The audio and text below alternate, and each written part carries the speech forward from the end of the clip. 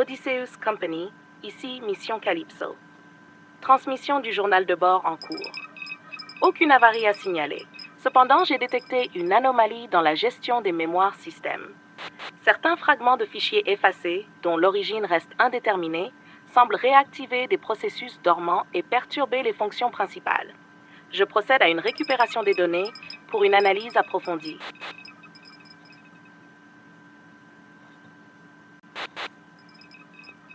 Fragment mémoire récupéré, échantillon en cours de traitement. Chargement des données dans le simulateur pour lecture et reconstitution dans 3, 2, 1.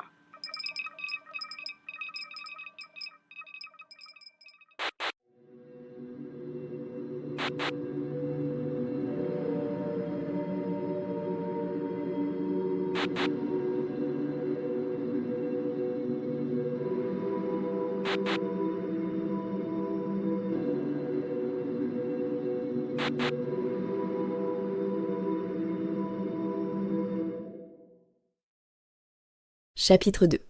Où est Kay? Calypso Colony, l'avant-poste de la colonie martienne, était constitué de 7 bâtiments en forme de coupole. Le plus grand, celui qui abritait le centre de commandement et les quartiers d'habitation, était entouré des 6 autres. Des tunnels construits sur le sol rocailleux les reliaient entre eux et permettaient aux scientifiques de se déplacer librement. Léa se dirigea vers l'entrée extérieure du bâtiment d'agrobiologie. Elle fit un signe de la main à l'attention de la caméra qui surveillait la porte du sas d'entrée. « Philémon, ouvre la porte s'il te plaît !» Comme rien ne se passa et que personne ne lui répondit, elle se décida à déverrouiller l'accès à l'aide du levier de commande mécanique. Elle referma le sas soigneusement derrière elle, puis appuya sur un bouton. Un puissant courant d'air purgea le gaz du compartiment, puis rétablit la pression. Un voyant passa au vert et elle put quitter le sas d'entrée pour accéder au local d'équipement. Elle retira son scaphandre et l'examina minutieusement.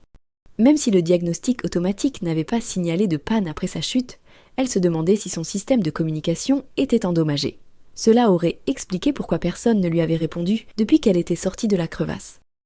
L'antenne semblait intacte. « Il faudra que je passe par l'atelier pour un contrôle approfondi », se dit la jeune femme en se dirigeant vers la salle de commande. Mais d'abord, je dois comprendre ce qu'il se passe ici. Sans être inquiétante, la situation était des plus inhabituelles. Normalement, Philémon, l'IA de la station, aurait dû lui confirmer qu'elle pouvait retirer son équipement une fois l'atmosphère du sas rétablie. Ensuite, il aurait dû annoncer son retour dans la base, avec un message standard du genre « Lieutenant Léa Springer, retour de sortie, 14h08, bienvenue Léa. »« Val, Philémon » appela-t-elle en entrant dans la salle de contrôle. Personne. Elle prit place derrière la console principale et enclencha l'intercom d'appel général, prête à faire résonner sa voix dans toute la base. « Val, je suis de retour. Où es-tu ? Oh oui, capitaine Kay, merci de me rejoindre au poste de commandement. » Elle se tourna vers le clavier de l'ordinateur central, puis tapa « List Event Log ». Des dizaines de lignes défilèrent à toute vitesse sur l'écran. Elle fronça les sourcils. Une entrée du fichier venait d'attirer son attention. Qu'est-ce que c'est que ça ? 13h35, mise hors service de l'interface de communication Philémon.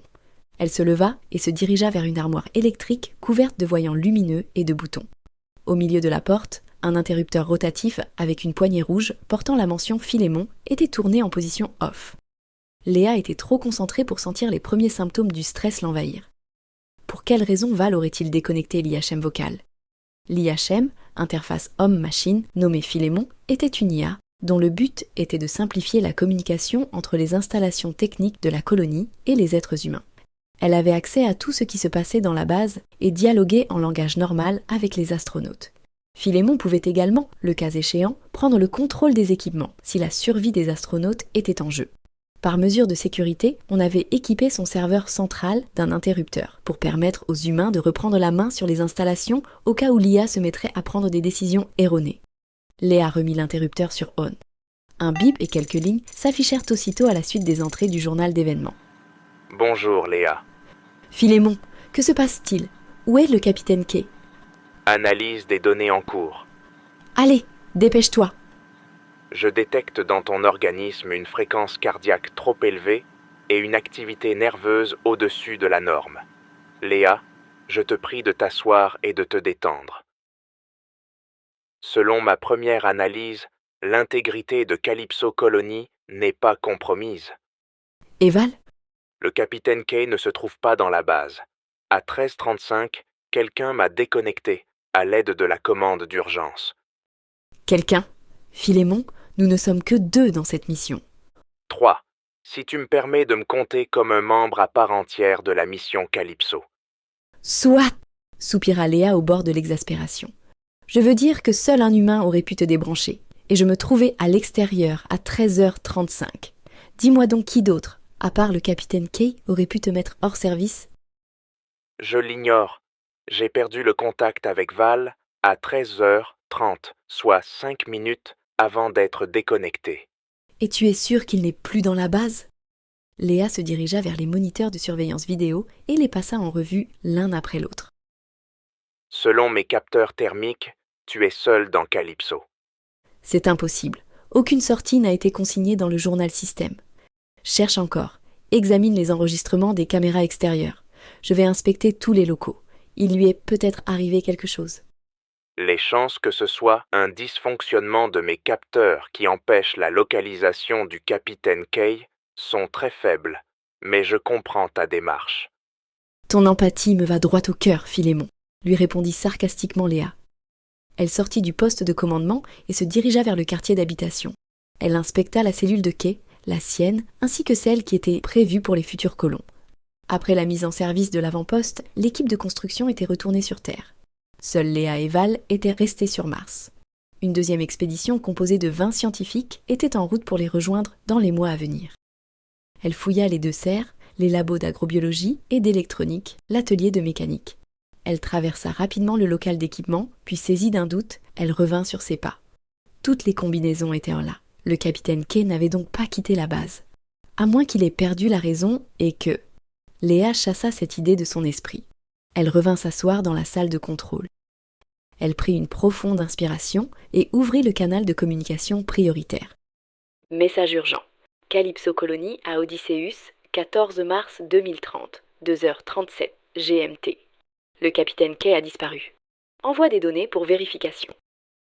Philémon transmet tous les fichiers vers la Terre. Le journal, les vidéos, tout. Je continue à chercher. Il ne s'est tout de même pas volatilisé. Transmission en cours. Les données atteindront la Terre dans 15 minutes. Les feux tournants d'alarme s'enclenchèrent et toutes les portes se verrouillèrent. Cloisonnement d'urgence de tous les compartiments. Organismes vivants non identifiés détectés dans le sas d'équipement. Léa, quel genre d'échantillon as-tu rapporté de ta sortie?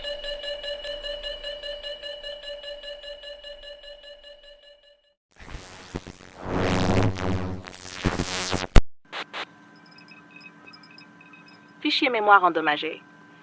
Procédure de reconstruction en cours. Durée estimée 1 semaine. Odysseus Company, ici Calypso. Vous me recevez? La Terre, ici Mission Calypso. Mes derniers rapports sont restés sans réponse. Est-ce que vous me recevez?